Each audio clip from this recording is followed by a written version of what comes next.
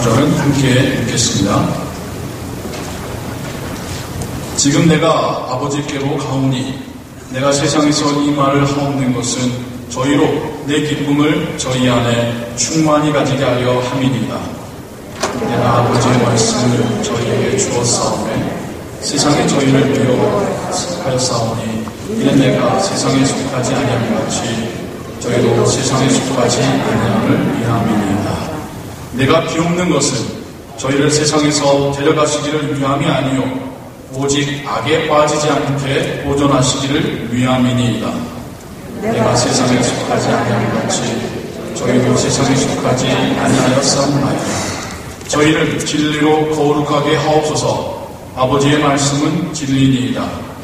아버지께서 나를 세상에 보내신 것 같이 나도 저희를 세상에 보내었고 또 저희를 위하여 내가 나를 거룩하게 하오니 이는 저희도 진리로 거룩함을 얻게 하려 함이니이다. 아멘. 우리는 지난 2주 전부터 기독교란 무엇인가? 라는 큰 그림을 가지고 말씀을 듣고 있습니다. 지난 2주간의 설교를 통하여 현대 기독교의 위기에 대하여서 우리 함께 말씀을 들었지요. 오늘부터는 기독교가 또한 교회가 나아가야 될 올바른 방향에 대하여서 여러분과 함께 말씀 나누기를 원합니다. 오늘 그 첫 번째 작은 주제로 세상에 보내진 제자라는 제목을 가지고 여러분과 함께 말씀을 나누겠습니다. 오늘 우리가 함께 읽은 이 성경 본문은 요한복음 17장의 한 부분입니다. 요한복음 17장은 예수님께서 모든 사역을 마치신 다음에 십자가 죽음의 사역을 코앞에 두고 있을 때 마지막으로 하신 기도문입니다. 제자들을 발도 시키시고 먹이시기도 하셨습니다. 다 하셨어요. 이제는 정말 마지막 심정으로 유혹과 같은 심정으로 혹은 예수님의 사역을 총정리하는 심정으로 그 제자들을 바라보는 마음으로 하신 그 마지막 기도가 요한복음 17장입니다. 요한복음 17장의 기도, 예수님의 기도, 굳이 주제를 따라 한번 구분해보자면 크게 세 부분으로 나눠질 수 있다고들 합니다. 처음 1절부터 5절까지는 예수님이 본인에 대한 기도를 하나님 아버지께 드리고요. 그 다음 6절부터 19절까지는 예수님의 제자들을 위한 중보의 기도를 하시고요. 그 마지막 부분이라고 할 수 있는 20절부터 26절까지에서는 앞으로 세워질 교회, 앞으로 주를 영접할 그 제자들을 위한 그러한 기도를 하고 계십니다. 그런데 예수님의 12제자를 위한 그 기도가 단지 그 당시에 12제자만을 위한 기도가 아니라 주님을 영접하고 제자된 우리 모두를 위한 또한 주님의 기도라는 것이죠. 그 중에서도 13절부터 19절 주님은 제자들을 향하여서 어떤 생각을 가지고 하나님께 기도하시는지에 대하여서 함께 말씀을 깊이 묵상해 보려고 합니다. 13절부터 14절 우리 한번 다시 한번 읽어볼까요? 시작. 지금 내가 아버지께로 가오니 내가 세상에서 이 말을 하옵는 것은 저희로 내 기쁨을 저희 안에 충만히 가지게 하려 함이니이다. 내가 아버지의 말씀을 저희에게 주었사오매 세상에 저희를 미워하였사오니 이는 내가 세상에 속하지 아니함 같이 저희도 세상에 속하지 아니함을 인함이니이다. 예수님은 제자들이 세상 속에 살지만 더 이상 이 세상에 속한 자들이 아니라고 말씀하고 있습니다. 왜요? 이제 예수님의 제자들의 소속은 세상이 아닌 하나님의 소속이 되었기 때문이라는 것입니다. 주님을 만나기 전 제자들의 각자의 소속은 분명했습니다. 그 고향집이 분명했으며 아버지의 어머니가 어떤 분인지를 분명했습니다. 어떤 지파의 사람인지 누구의 아들인지 어떤 직업을 갖고 있었는지 각자의 소속과 각자의 어떤 신분에 대해서는 분명했었습니다. 그런데 지금 주님은 더 이상 그들의 소속이 그들의 신분이 이 세상에 속해 있지 않다라고 말씀하시고 계신 겁니다. 그럼 예수님이 말씀하신 의미는 어떤 의미일까요? 그들의 국적이 바뀌었나요? 아니요, 그대로입니다. 그들의 혈통이 바뀌었나요? 아니, 그대로입니다. 그렇다고 해서 그들의 외모가 바뀌었나요? 그대로입니다. 그들 알던 자들도 그들을 동일하게 알고 있습니다. 그렇다고 한다면 예수님이 바뀌었다고 하는 소속은 무엇일까요? 영적인 소속을 의미하는 것이겠죠. 우리 영혼의 소속이 바뀌었다는 것을 말씀하시는 것입니다. 예전에는 죄의 자녀였다면, 예전에는 세상에 속한 자녀였다면 이제는 하나님의 자녀가 되었다는 것입니다. 이제는 빛의 자녀가 되었다는 것입니다. 영적인 소속, 눈에 보이진 않습니다. 국적의 신분증이 말해주겠죠. 혈통은 외모가 말해줄 것입니다. 하지만 영적인 소속은 영혼에 관련된 일이기에 하나님께서 구분해 주실 수 있는 그러한 소속일 것입니다. 지금 주님은 제자들의 영적인 신분이나 소속이 이제 세상의 소속이 아니라 하나님의 소속이라는 분명하게 증언해 주신 것입니다. 이것이 주님의 제자의 어떤 정체성입니다. 아이덴티티입니다. 우리가 어디에 속하 있는가? 우리는 더 이상 세상에 속한 자가 아닙니다. 물론 세상 속에서 여전히 살고 있습니다. 여전히 우리 알던 자들은 그렇게 알고 있습니다. 하지만 하나님께서 우리를 보실 때에 우리 영혼의 신분과 소속은 더 이상 세상에 속한 자가 아니라 하나님과 그 나라에 속한 자라는 것을 말씀하고 계시는 것입니다. 그 다음 15절부터 17절까지 우리 또 읽어볼까요? 시작. 내가 비옵는 것은 저희를 세상에서 데려가시기를 위함이 아니요 오직 악에 빠지지 않게 보존하시기를 위함이니이다. 내가 세상에 속하지 아니한 같이 저희도 세상에 속하지 아니하였사옵나이다. 저희를 진리로 거룩하게 하옵소서. 아버지의 말씀은 진리니이다. 예수님께서는 제자들의 소속이 이제 세상이 아니라 하나님이라고 천명하셨습니다. 그리고 이어서 하시는 그 말씀 가운데 이 제자들을 세상의 위협과 죄의 위협으로부터 노입이 된 그들을 위해서 기도하고 계시고 있습니다. 예수님이 이제 더 이상 제자들이 예전처럼 살 수 없다는 것을 아셨습니다. 그 모습은 똑같을지라도 그 영혼이 바뀌었기 때문에 예전에는 죄악의 세상 속에서 살면서도 죄인의 영혼을 갖고 있었기 때문에 큰 불편함이 없었고 마도되는 것이 없었고 컴플렉스가 없었다고 한다면 이제는 그 영혼이 바뀌었기 때문에 여전히 세상 속에 살 때에 많은 어떤 충돌이 그들 안에 있을 것을 알고 계셨습니다. 제자들의 삶이 고달파질 것은 분명해 보입니다. 그런데 주님이 제자들을 위해서 하신 기도가 참 재미있어요. 이들을 지금 당장 하나님 나라로 데려가기 위함이 아니라고 말하십니다. 참 저는 거기서 아쉽습니다. 주님 영접한 순간 우리가 하나님의 나라로 순간이동 확 해버린다면 얼마나 좋을까. 신앙생활 하시다가 힘드신 분들, 사회가다 힘드신 분들 가능한 이야기가 그거 아닙니까? 이제 저 하나님의 나라가 왔으면 좋겠습니다. 하나님 나라 간다면 이 고난이 끝날 거 아닙니까? 근데 예수님도 야박하게도 가시자면 같이 데리고 가시지 남겨놓고 가시겠다는 거예요.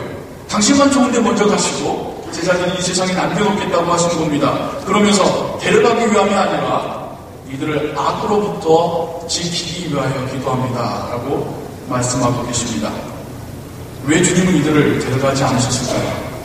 그들이 너무 핍박받고 심지어 순교하여 죽을 것까지 알고 계심에도 불구하고 왜 주님은 그렇게 사랑했던 제자들을 당장 데려가지 않으신 것일까요?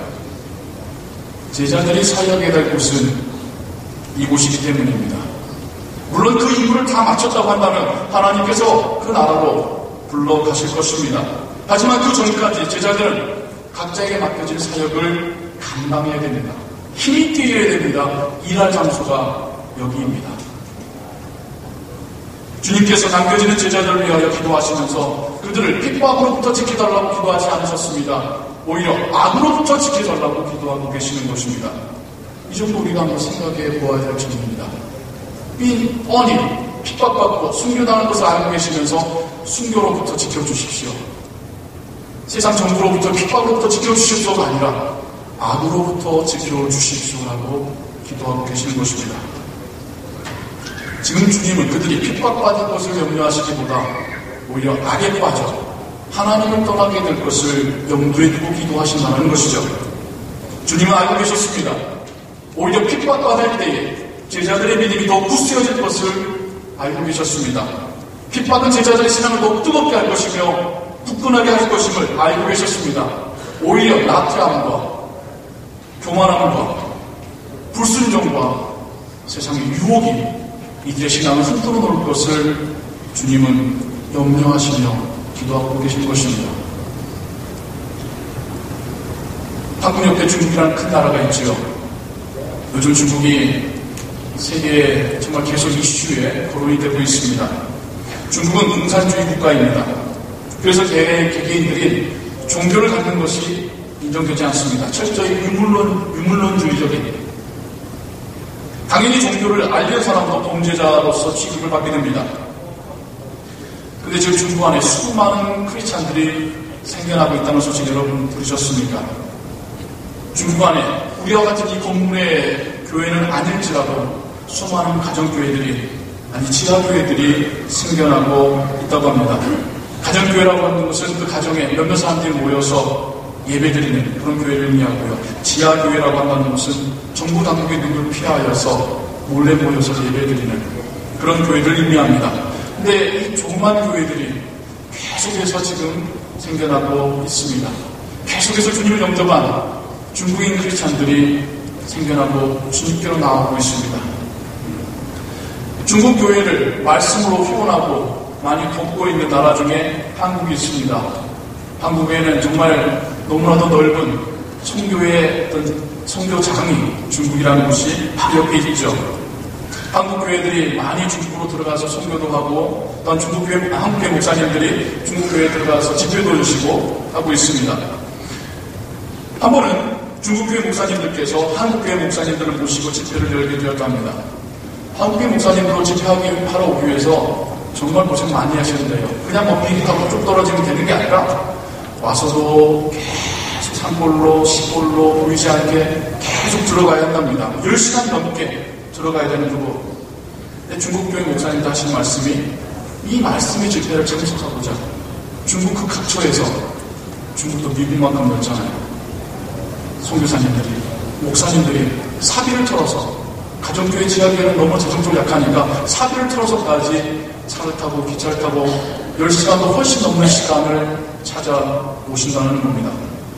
그러자 한국교회 목사님이, 아니 왜 그렇게 힘들게까지 오시나요? 물으시니까, 그러자 중국교회 목사님의 대답이 이러하셔서 합니다. 사역이 힘든 것, 중국 정부가 탄압하는 것, 오히려 문제가 아닙니다. 우리가 걱정하는 것은 이러한 고난이나 탄압이 없어질 것을 걱정합니다. 초대교회 시대에도, 한국에서도, 지금 중국에서도 오히려 교회와 신자들이 탄압을 받을 때에 그 믿음이 더욱 굳건해지며 그 신앙이 더욱 뜨거워져 있다는 것입니다. 오히려 그 탄압이 없어질 때에, 오히려 더 편하게 느끼게 될 때에, 오히려 더 자유가 누려질 때에 교회가 힘을 잃고 타락에 갔던 지난 역사를 우리가 또한 볼 수 있습니다. 주님은 제자들을 위해 기도하실 때에 탄압받지 않게 해달라고 기도하시는 것이 아니라 오히려 자유가 주어졌을 때에, 오히려 편리함이 주어졌을 때에 악에 빠지지 않게 해달라고 기도하고 계시는 것입니다. 마지막으로 제자들을 위해 기도하시는 주님도 제자들이 받을 핍박보다는 점차 그들을 하나님으로부터 끌어당겨갈 세상의 유혹과 죄가 더 염려되시려 기도하고 계시는 것입니다. 우리는 너무나도 편하게 신앙생활하고 있습니다. 주일에 교회 나오기 위해서 몇 시간의 여행을 하시는 분은 없습니다. 아니요, 이제 30분만 넘어도 교회 너무 멀어서 못 가겠어요 하는 시대가 우리의 세대입니다. 성경 읽기 위해서 큰돈 들여가며 사거나 위험을 감수하며 외부에서 가져오는 그런 것도 우리는 그런 고생할 필요가 없습니다. 이제 우리가 잘 알고 있는 모국어로 헬라어와 히브리어의 성경들이 번역되어 있습니다. 저렴한 가격에 얼마든지 어디서든지 성경을 구입할 수 있습니다. 이제 아예 교회 오면서 성경을 들고 오시지 않습니다. 예배 끝나면 다 그 자리에 놓으시고 일주일 동안 내 자리에 맡겨놔 라고 가셨다가 일주일짜리만 오셔가지고 성경 들고 예배하겠다라고 성경 펼치시는 그런 신자가 많은 세대가 오늘날의 세대입니다. 저는 예배당 자리만 지키는 것이 아니라 식당 자리도 지키고 있는 성경들을 간혹 보곤 합니다. 우리가 가진 기독교 신앙 때문에 핍박을 받지도 손해를 보지도 않습니다. 아니, 오히려 너무 교회가 여기저기 많기 때문에 어느 교회 나갈지 고민하는 시대가 바로 우리의 시대입니다. 예수님 믿기 편한 시대, 또한 그런 나라에서 우리는 살고 있습니다. 우리는 그럼 예수님을 더 잘 믿고 있나요? 우리는 예수님을 믿고 싶어도 마음껏 믿지 못하는 그 민족과 사람들을 잊지 말아야 합니다. 우리 너무도 편하게 주님을 믿기에 오히려 우리의 믿음과 신앙이 약해져가고 있지는 않은지, 핍박이 아니라 악으로부터 지켜달라는 주님의 기도가 바로 우리를 위한 기도는 아닌지 생각해 보아야 합니다. 그 다음 18절, 19절도 같이 읽겠습니다. 시작. 아버지께서 나를 세상에 보내신 것 같이 나도 저희를 세상에 보내었고 또 저희를 위하여 내가 나를 거룩하게 하오니 이는 저희도 진리로 거룩함을 얻게 하려 함이니이다. 예수님은 이번에는 보내고 보내어지는 관계에 대하여서 기도하고 계십니다. 하나님 아버지께서 예수님을 이 땅에 보내셨죠. 이제 예수님께서 제자들을 보내신다라고 말씀하고 계십니다. 예수님께서 제자들을 보내신다라는 이 표현이, 이 개념이 특히 요한복음에 참 많습니다. 마지막 20절에도 예수님께서 부활하신 이후에도 모여있는 제자들에게 가셔서 하신 말씀, 이런 말씀이 있습니다. 예수께서 또 가라사대 너희에게 평강이 있을지어다. 아버지께서 나를 보내신 것 같이 나도 너희를 보내노라. 숨을 그들에게 보내시며 성령을 받으라 말씀하신 장면. 지난 3년 동안 제자들은 예수님을 잘 따라다녔습니다. 예수님의 가르침을 들었습니다. 예수님께서 먹여주신 양식을 받아 먹었습니다. 예수님께서 보이신 놀라운 이적들을 함께 경험하며 보았습니다. 이제 교육의 시간은 끝이 났습니다. 이제는 이들은 졸업을 해야 될 때가 왔습니다. 더 이상 일방적으로 받아먹는 그런 상태에서, 그런 상황에서 졸업해야 합니다. 하나님의 뜻을 받들어 예수님께서 이 땅에 오셨고 이제 그 뜻을 위해서 일하셨습니다. 이제는 제자들에게 예수님의 뜻을 받들어서 계속해서 이 세상에서 일할 것을 주님은 그들에게 명하시며 맡기고 계시는 것입니다. 그러하기 위하여 예수님은 거룩이라는 단어를 사용하고 계십니다. 19절인데요. 좀 어려운 구절이에요. 이렇게 써져 있습니다. 저희를 위하여 내가 나를 거룩하게 하오니 이는 저희도 진리로 거룩함을 얻게 하려 함이니이다. 좀 어렵지 않습니까? 예수님께서 본인 스스로를 거룩하게 하신다는 거예요. 그리고 또한 제자들도 거룩하게 해주시겠다는 겁니다. 제자들은 평범한 인간인데 이들에게 거룩함을 주신다는 것, 어떤 개념일까? 우리가 이해하기 좀 어렵죠. 한국 분들이 갖고 있는 거룩이라는 개념과 이스라엘 민족이 갖고 있던 거룩이라는 개념이 조금 다릅니다. 우리 한국에서의 거룩은 뭔가 환상적이고 몽환적이고 신적인 존재에 붙이는 단어가 거룩입니다. 이스라엘 민족에게 있어서의 거룩이라는 단어의 원래 의미는 잘라서 따로 떼어놓는 것을 거룩이라고 이해합니다. 거룩이라는 그 단어 자체의 원문의 의미는 탁 잘라내서 구별하여서 따로 떼놓는 것, 이게 거룩이라는 겁니다. 그러면서 구약에 희생 제물에 이런 거룩이라는 단어를 많이 사용합니다. 제물이라는 것이 그러하죠. 그 무리 중에, 그 삶 중에 따로 떼어내서 그의 몸을 토막먹고 하나님 그 번제를 드리는, 이게 바로 거기에 거룩의 의미가 있다는 것입니다. 예수님은 본인이 따로 떼어져서 하나님께 번제물로 드리는 거룩을 이해하고 계시는 겁니다. 당신이 그렇게 거룩함으로 본을 보이고 그렇게 거룩의 사역을 마칠 때에 내 제자들도 세상으로부터 따로 떼어져서 하나님의 제자로서 세상과는 다른 사람의 모습으로서 살게 하시겠다 말씀하고 계시는 것입니다. 이것이 가능할 수 있는 것은 진리라는 말씀이, 진리의 말씀이 제자들 안에 있기 때문에 가능하다라는 말씀인 것이죠. 예수님께서 말씀하시는 제자에 대한 개념 다시 한번 정리해 보겠습니다. 첫 번째로 제자는 세상에 속하지 아니하고 하나님께 소속된 자들입니다. 더 이상 죄인의 자녀이니 세상 사람이니 할 필요가 없습니다. 하나님의 사람이며 하나님 나라에 소속된 자들입니다. 둘째로 제자는 세상 속에 남겨진 자들입니다. 주님을 영접한 순간 하늘나라로 올라간다면 좋겠지만 우린 그러하지 않습니다. 하나님의 뜻이 아닙니다. 여전히 이 세상에 남겨져서 하나님께서 맡기신 사역 감당해야 합니다. 실제로 제자는 세상 속에 살지만은 세상과는 따로 떼어져서 구별된 삶, 거룩의 삶, 사는 자들이 바로 제자의 삶입니다. 주님을 영접한 자들은 그렇지 않은 자들과 똑같을 수 없습니다. 겉모습은 똑같아 보인다 할지라도 그의 생각과 그의 마음과 그의 인생관과 그의 삶 모두가 따로 떼어져 구별되어진 거룩해져가는 삶의 모습이 제자에게서 나타나야 합니다. 성화의 삶이며 거룩의 삶입니다. 제자들을 바라보며 주님께 사시는 말씀, 주님께 사시는 기도에는 이런 의미가 담겨져 있다는 것이죠. 이제 이 말씀을 우리에게로 가져와서 적용해 보기를 원합니다. 우리가 누구입니까? 여러분 누구입니까?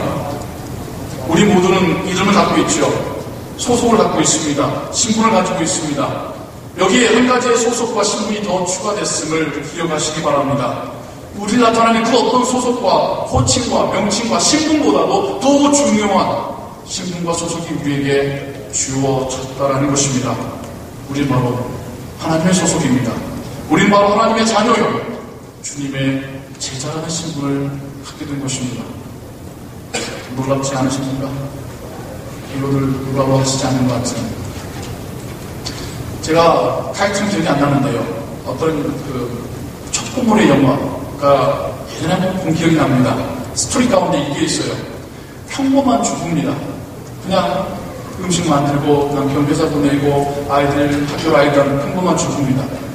어느 날 전화를 한통 받는데 전화에서 의미를 알 수 없는 암호와 같은 이야기들이 흘러나옵니다. 그때 이 소리를 듣자 이 여인이 정신이 깨어납니다. 그리고는 갑자기 첩보원으로서 갑자기 무술질이 좋아지고 총조립을 잘하게 되고 하면서 받은 지령으로 이렇게 일을 하는 그런 모습을 본 적이 있습니다. 신자들이 좀 깨어나게 되기를 소원합니다. 어떤 이들은 그렇게 말하더라고요. 교회 밖에 교회를 믿지 않고 교회를 부정하는 이들은 그렇게 말하더라고요. 기독교가 사람들에게 최면을 걸고 있더라고요. 저는 반대로 말하고 싶습니다. 최면에 걸려있는 신자들이 깨어났으면 좋겠습니다. 나의 신분이 무엇인지, 내가 어떤 삶을 살아야 되는지, 하나님은 나와 함께 어떤 것을 원하시는지 깨어났으면 좋겠습니다. 내가 하나님의 자녀요, 주님의 제자라는 것을 정말 정신 차리고 인지하고 우리의 삶에 변화가 일어났으면 좋겠습니다. 우리는 최면에 빠지는 게 아니라 최면에서 깨어나려는 것입니다. 우리가 하나님의 자녀로 살아가는 곳, 이 세상입니다. 마찬가지로 우리가 주님의 제자로 일할 곳도 이 세상입니다. 기독교 하면 떠올려지는 것이 하나님의 나라 혹은 천국, 이렇게 생각하시는 분들이 많습니다. 하나님의 나라는요, 완성이고 종결이고 영원입니다. 우리 모두가 완전해진다는 의미에서 우리의 육신과 우리의 신령과 우리의 신앙과 그 모든 것이 완전해진다는 의미에서 하나님의 나라는 완성입니다. 우리의 사역이 이제 더 이상 끝이 났다는 의미에서는 종결입니다. 우리가 하나님과 영원히 산다는 의미에서는 하나님의 나라는 영원입니다. 우리는 그 나라에 들어가기까지 이 땅에서 어떻게 살 건지를 고민해야 합니다. 이 땅은 도회시 한 채, 그냥 빨리 시간만 가라. 마치 군대에서 군인들이 빨리 후반부 시간에 돌아가기를 바라는 것처럼 시간을 얼른 가라. 나는 하나님 나라만 들어가면 돼. 큰 오해십니다.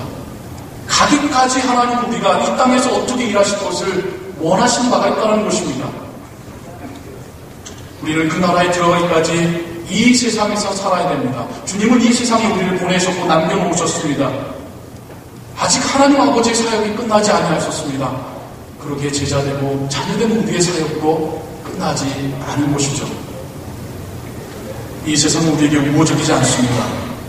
우리의 신앙과 배제되는 것이 너무나도 많습니다. 우리로 하여금 하나님께서 하나님을 향하는 그 눈을 돌려서 세상을 바라보게 하려는 유혹들이 너무나도 많습니다. 우리가 하나님의 자녀요, 주님의 제자로 살아간다는 것은 이런 죄와 유혹으로부터 견뎌내고 이겨낸다는 것입니다. 끊어내서 따로 떼어진 삶을 산다는 것입니다. 그냥 무방비로 그냥 이렇게 있으면서 나의 신앙 괜찮아, 라고 말할 것이 아니라는 것이죠. 우리 지금 치열하게 영적인 전투를 벌이며 살아가고 있습니다. 우리의 신앙을 다시 세우고 다시 하나님 붙들면서 살아가야 되는 것이 제자로서 이 세상에서의 삶의 자세라는 것입니다. 또한 우리가 세상으로 보내졌음을 기억해야 합니다. 우리는 산으로 올라가서 살 것이 아닙니다.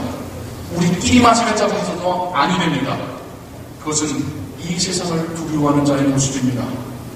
세상에서 여전히 일하시는 하나님의 사역을 기억하시기 바랍니다. 여기에 신자들의 선교적인 삶이라는 개념이 있습니다. 선교사의 삶이 아니라 선교적인 삶. 우리의 선교라는 단어에 너무나도 큰 부담을 갖습니다. 선교 생각하면 모든 직업 버리고 가정 버리고 재산 버리고 땅끝으로만 가야 될 것 같은 그런 부담감이 우리에게 있습니다.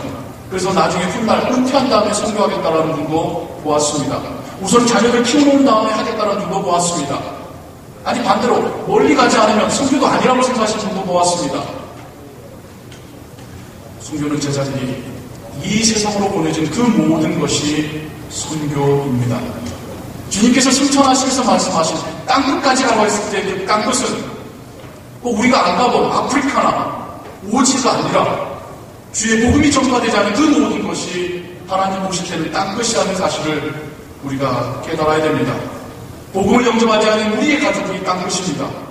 복음을 영접하지 않은 우리의 직장인 또한 땅끝입니다. 우리는 그곳으로 보내진 것입니다. 우리의 삶의 현장에서 제자로서 살아가고 보내진 것입니다. 그렇게 주님은 우리를 이 세상에 남겨놓으셨습니다. 우리만 깨닫지 못하고 있는 것입니다. 짐 싸들고 비행기 타고 가야지만 선교라고 생각하는 것. 물론 그것도 선교지만 그것만 선교라고 생각하신다면 선교의 개념을 다시 한번 생각해 보셔야 됩니다. 기독교가 빛을 잃고 있는 이유 중에 이런 선교적인 삶에 대한 인식이 부족한 것도 하나의 이유입니다. 신자들이 자신의 삶이 이미 선교의 삶이라는 것을 자각하지 못한 채 살아가고 있기 때문에 기독교가 힘을 잃고 있는 것입니다. 내 삶은 내 삶이고 내 직장은 내 직장이고 돈 벌면 돈 버는 것이고 자녀 교육은 자녀 교육이시고 선교는 가야지만 된다는 것. 그래서 선교는 나중에 하겠다라는 것. 이게 아닙니다. 내가 제자로 살아가고 신자로 살아가는 내 삶 전체가 하나님께서 나를 보내시는 선교의 삶이고 제자의 삶이라는 것입니다. 이런 질문이 생길 수 있어요. 그러면 거기 가서 하신 분들은 뭔가요? 그 사람들은 재수없는 건가요? 배정 잘못 받으신 건가요? 우리 각자에게 하나님 보내시는 사역지가 있습니다. 여기 있는 우리 모두 중에 내가 원해서 나의 뜻대로 살아온 사람 없습니다. 하나님께서 인도해 오셨습니다. 우리의 가정, 우리의 직장, 우리의 살고 있는 이 땅, 하나님을 이곳에 보내신 것입니다. 이러한 자각을 하는 것이 제자의 자각입니다. 이러한 생각을 믿음을 가지고 살아가는 것이 제자의 삶이며 선교적인 삶입니다. 우리가 죄의 유혹 앞에서 하나님께 기도하는 것도 선교적인 삶의 한 부분입니다. 우리에게 주신 직장 속에서 하나님을 위해서 일한다고 하는 그런 마음을 가지고 일하는 것, 그것도 선교적인 삶입니다. 하나님께 주신 배움의 기회를 성실하게 최선을 다하여 배워서 내가 주를 위해서 살겠노라, 주의 영광을 위해서 쓰임받겠노라 생각한다면 그것도 선교적인 삶입니다. 앞으로의 장래를 계획하며 내가 어떻게 하나님을 동의하고 살 것인가를 고민하신다면 그것도 제자의 삶이고 선교적인 삶입니다. 겉으로 보기는 똑같은 행위를 할지라도 우리의 마음이 주를 향한 마음으로 가득 차 있다면 이미 우리는 제자로서 살고 있는 것이고 이미 우리의 선교적인 삶을 살고 있는 것입니다. 그러한 자에게 성령을 함께 하시며 그러한 교회에 하나님은 더 큰 은혜와 능력으로 나타나실 줄 믿습니다. 여러분, 우리가 살고 있는 그 모든 장소가 천국이 아닌 바에는 지옥이 아니라 선교지입니다. 우리가 하나님 나라에 들어가기 전까지는 우리는 이미 선교지에서 살고 있는 것입니다. 내가 어떻게 주를 위해 살 것인가? 그게 선교적인 마인드입니다. 나의 삶 가운데 어떻게 하나님의 영광을 드러낼 것인가? 그게 제자로서의 삶의 마인드입니다. 우리가 이미 제자로 부르심 받았으며 이 세상에 남겨놓아졌으며 이 세상에 보내진 제자임을 자각하시고 주와 함께 주를 위해 살아가시는 우리 인생 되기를 예수 그리스도의 이름으로 축원합니다. 기도하겠습니다. 하나님 아버지, 주님 우리를 이 세상에 남겨놓으셨습니다.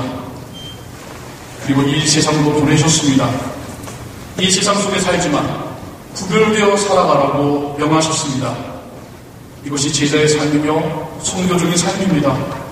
하나님, 우리의 각자의 인생 가운데 우리가 제자라는, 우리가 보냄받았다는 이 인식을 갖게 하여 주시옵소서. 삶의 순간순간 주와 동행하게 하시고 주의 영광을 위해 살게 하시옵소서. 자는 것이나 먹는 것이나 길에 행하는 것, 심지어 살고 죽는 것까지도 주의 영광을 위해 하겠다라는 바울의 그 고백이 또한 우리의 고백이 되게 하여 주시옵소서. 또한 우리의 선교지로 나아갑니다. 우리의 가정과 우리의 직장으로 나아갑니다. 저 사회로 나아갑니다. 선교적인 마음들을 가지고 살게 하여 주시옵소서. 또한 그러한 우리에게 더욱 성령의 능력으로 은혜로 함께 하심을 경험케 하여 주시옵소서. 예수 그리스도의 이름으로 기도하옵나이다. 아멘.